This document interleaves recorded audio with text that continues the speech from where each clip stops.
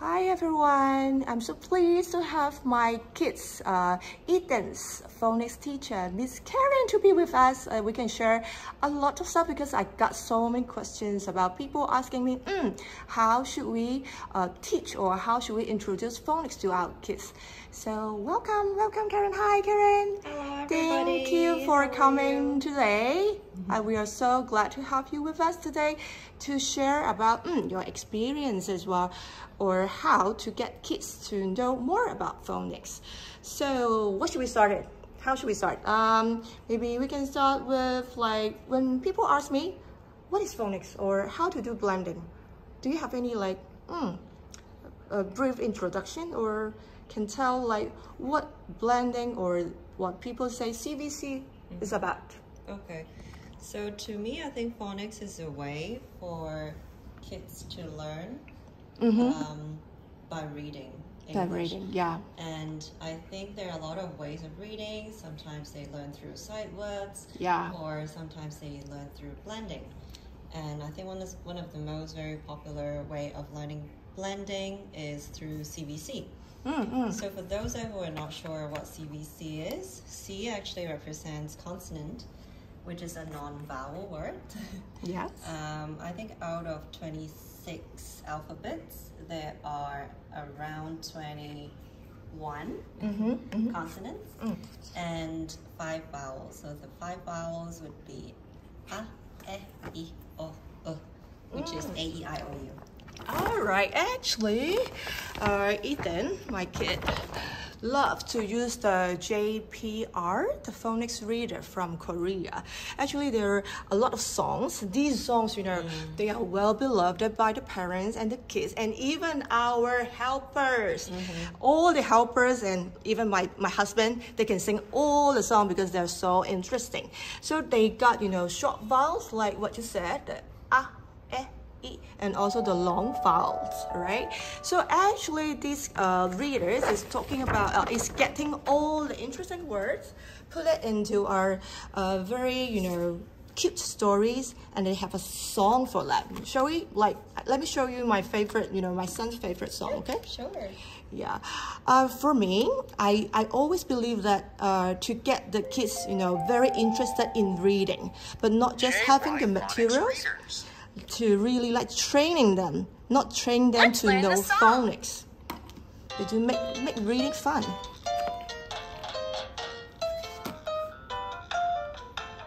Daisy likes to dance. This is so fun. Dogs like to dance too. It's very the melody is very easy to catch, so you will remember it. And sometimes when you do housework, you will hum the And song. I like the visuals as well. It really resonates. It's a bit, you know, silly. Like to dance too. And the kids love it. Yeah, the most importantly is that the kids love Do it. the Daisy dance. Okay. So usually when people ask like about like where should I start? What should I have for my kids? Because for me, I would like to say that like kids, they have proper. We are so blessed. In Hong Kong, in Singapore, they have a very systematic, you know, the system in teaching kids about phonics. I think the kindergarten, most of them, they have their own, you know, materials to teach phonics, right? Yeah. But then, as I heard, in Taiwan, there's no such, you know, proper syllabus for teaching English when they were in the kindergarten. So I think like the KIDsREAD, the platform is based, you know, is published in Taiwan. I think that's why they have the need to get all different kinds of, you know, phonetic, you know, materials to help to increase the phonetic awareness, to help the kids to learn phonics. I think that's why they have, you know, producing so many different kinds of materials. Yeah, and they are so colorful and very visually appealing, and the kids will love it. Let me show you what I usually introduce to the kid like when they were just baby time, before they go to school. I always show them about the phonetic cards. There's a song for all the A to Z, the letter sounds. And then you will have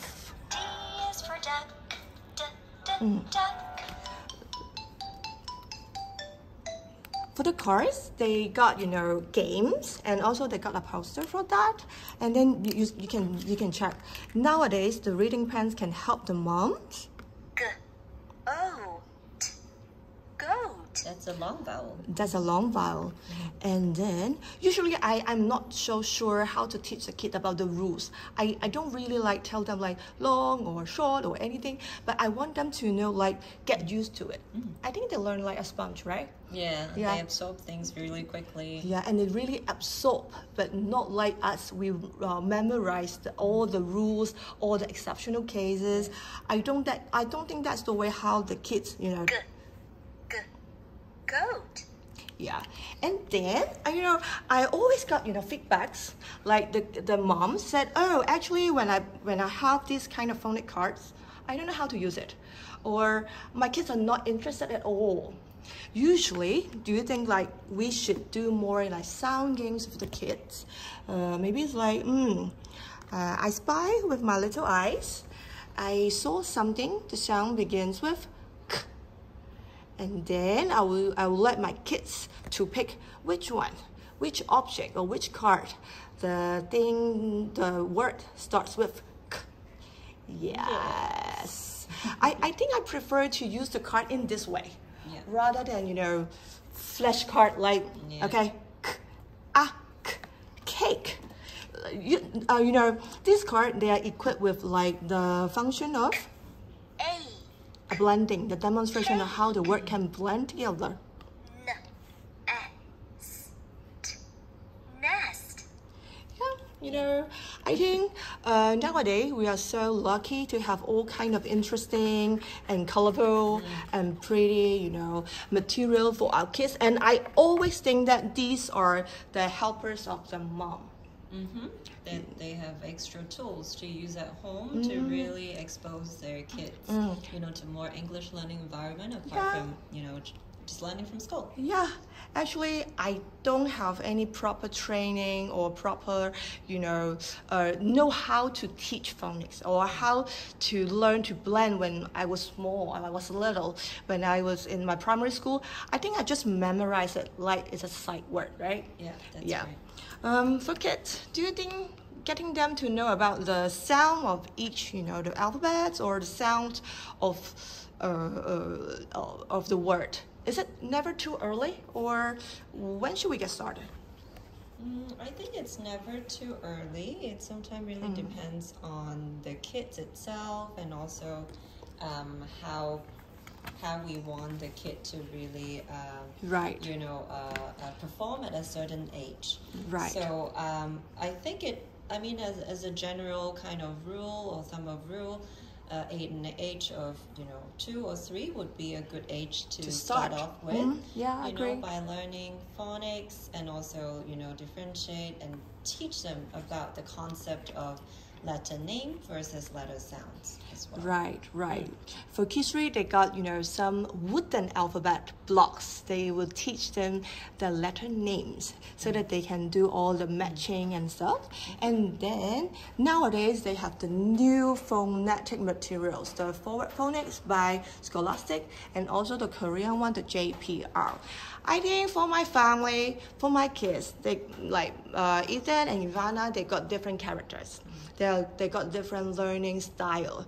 For Ethan, for my boy, he really loves the songs. He really wants to have the learning or the reading in a fun way, interesting way. Yes, and definitely. Singing the songs. Yes, you know him, right? Yeah, drawings, colorful activities, singing, dancing. Yeah. Even using the environment. And incorporate what he will see in the daily lives too. Yeah, but for Ivana, she's one like she can do more advanced, even though when she was a little girl. So when I introduced the cards to her, she would just play along like this. People always ask, how should I use the card? Actually, I think it's just a tool for the moms, because all the words actually happen to be appeared in the storybooks. The Forward Phonics, they got 30 readers, 30 books, and 3 different steps, 3 levels. For the blue one is the first level. Kids read. So they got songs to incorporate all the words, all the phoneme. We can hear about the songs. If you know the CBCs, it's easy for you to read. I think for kids, not really, if the mom, the kids are not really aiming at homeschool and teaching all the phonics by the mom. Is it okay, just listen to the songs, just keep the reading habit? Is it a good start? I think it's always like a good start to really include singing or songs, in phonics teaching. And it just gives them another type of stimulation and, drawing their attention and make it more fun and entertaining. Yeah, right. I think the songs and also each book, they also got a song. It's just to facilitate the kids to read, right? To read. Let's take a quick look about the books, how they are designed. How do you found this, Forward Phonics familiar? Did you see it somewhere before? Yeah, it looks quite familiar to me. I mean, I saw these boys. I still remember this is called Dan. Okay, the character. Yeah, Actually, people love the Scholastic, the books from Scholastic because they are professionals, and I think they are really taking a serious consideration in how the kids will learn the best, how to design it, right? Yeah, even the printing quality is really great. You can see some reflection, and also in terms of how the pictures are being drawn, it's very three-dimensional, and it's all in action. They are actually doing something. Actually, for a Montessori mom, I prefer this one more because it's more to a realistic world. Sometimes I found this too cartoon.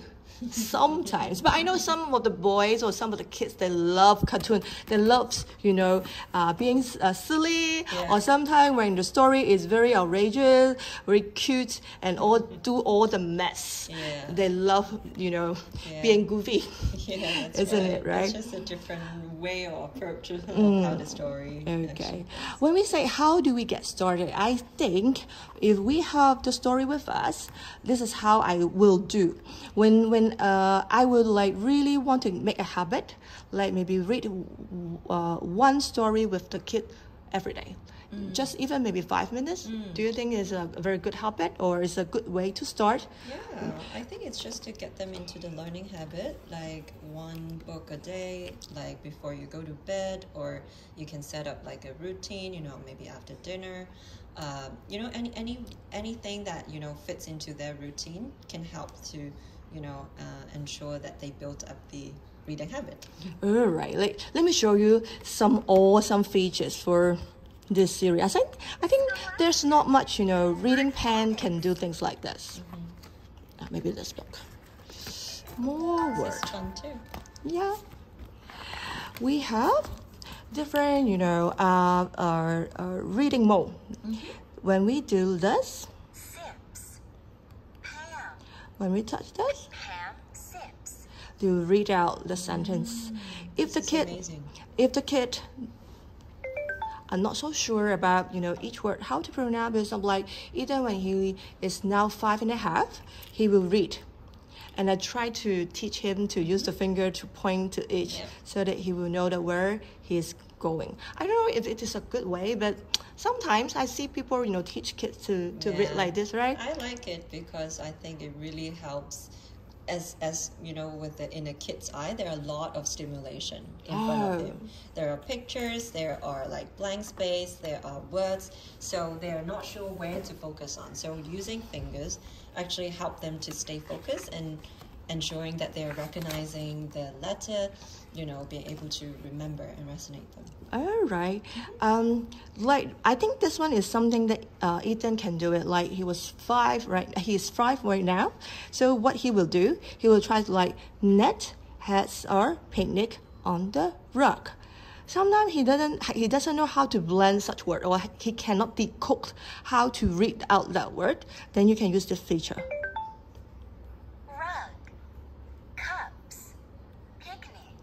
And I have to show you something awesome is the puzzle is how the KIDsREAD try to visualize the blending or make the blending very obvious. Picnic. Oh, I think picnic is a side word. Yeah, you can correct me every time. You know, I'm not professional, so you can tell me. Yeah, that's right. Jug. Yes. I think it is something new. Cups. G. Rug.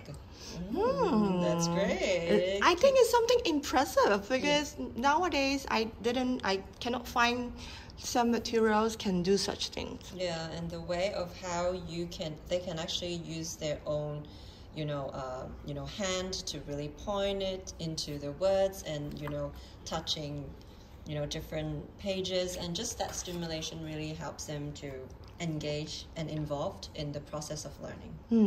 One more thing is like I love the way that they can do self-correction. Maybe it's like this. You will do when the kids are revising, they are going through what they have been seeing like this, Rug. and then they can do the blending, G. Rug. and then they can do their own recording. Rug. Rug. Ooh, amazing. The Rug. recording system. And then at the last, they will try to repeat it. Like the teacher will say one time, and then you do it, and then the teacher will repeat it. So you can compare. You can. I rather say it is a self-correction. I hate telling my son that you are not reading right. I don't want to let him feel like so defeated or so frustrated, like he cannot blend or he cannot get started. I hope like these features can help him like self-correct. I think I once, take a video. I didn't do the blending for the word quick nicely. And then from, I've trial and error, I'll try to use this recording system. I think I have a better sense of how I should do it. That's great. And always through self-awareness that they are more motivated to learn and be able to improve on their own. I can see that the books, I think the word, they are kind of, they will repeat themselves, but in different, story content. Do you find this kind of design or how the book is written in this way is easily to make the kids like easy to progress, like from book 1 to book 2, they are more motivated or to continue? Sometimes I will also like, some of the phonics reader, they may be published by famous, well-known, publisher, but the words or the story can be observed or it's like not realistic at all and not fun at all. But then I found the scholastic, this one, the Forward Phonics. It's quite nice, nicely written. Yep. And then the words are, they are making sense to me. Yeah, and I like the way how there is like a storyline that it has an introduction and then talking about, let's say, if they sit on a rug, there's a rising action, and then there is something coming in. So there are having some climax, in a story, and falls into, the falling action, and then asking even questions, to really stimulate the kids' curiosity to try to guess what is the conclusion, and then leads to the end.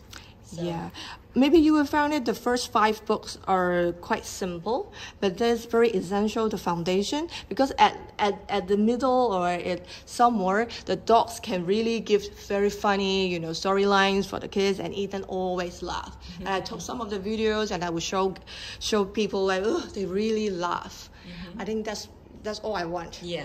They enjoy reading and have fun learning. Have fun and have a habit, or at least they are willing to take the books and just read it. Yeah, and had a great time.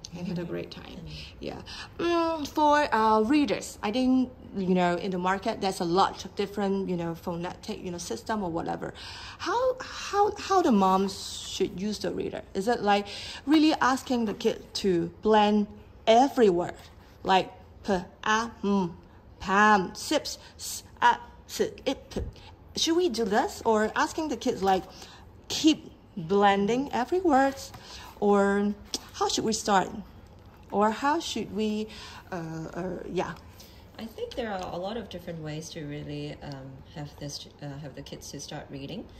First of all, I think it's really to get to observe your children's or the students' reaction towards reading books. First of all, I think it's important to really engage them and stimulate their interest. Maybe a first way of, there are different ways of approach, but what I really enjoy doing is to try to have them understand about the story. Right.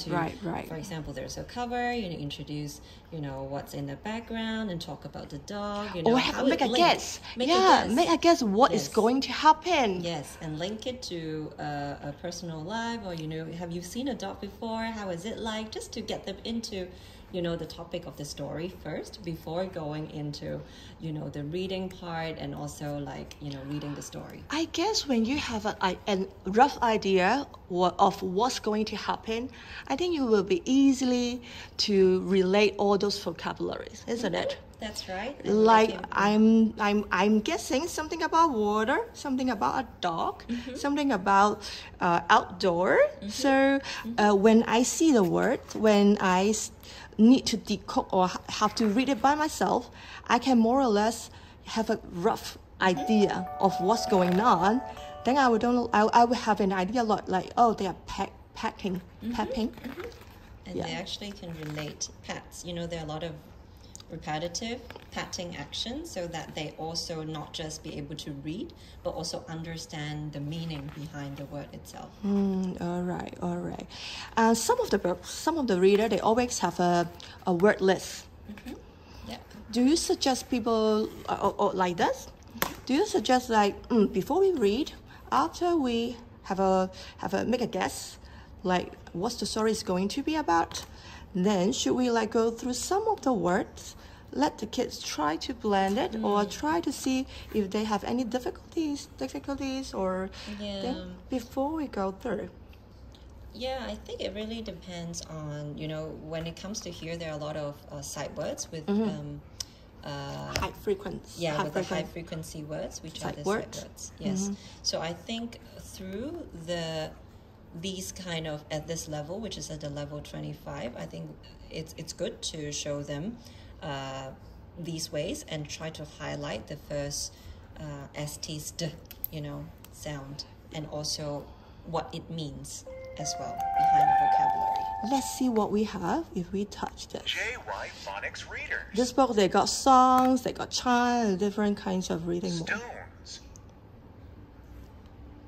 Stones.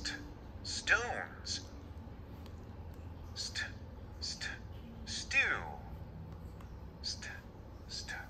Stir.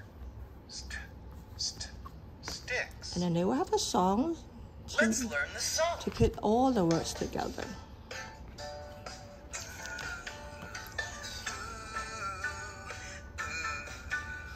Start with some stones. For little kids, I just ask them to listen to the song. And then maybe when they are 4 or 5, they can start to read by themselves. And then they can relate the songs and the words, how they pronounce. And be able to understand the fun. Yeah. Fun storyline and the pictures. Yeah. So, thank you for giving us a very rough but very informative ideas about how we can start it with phonics.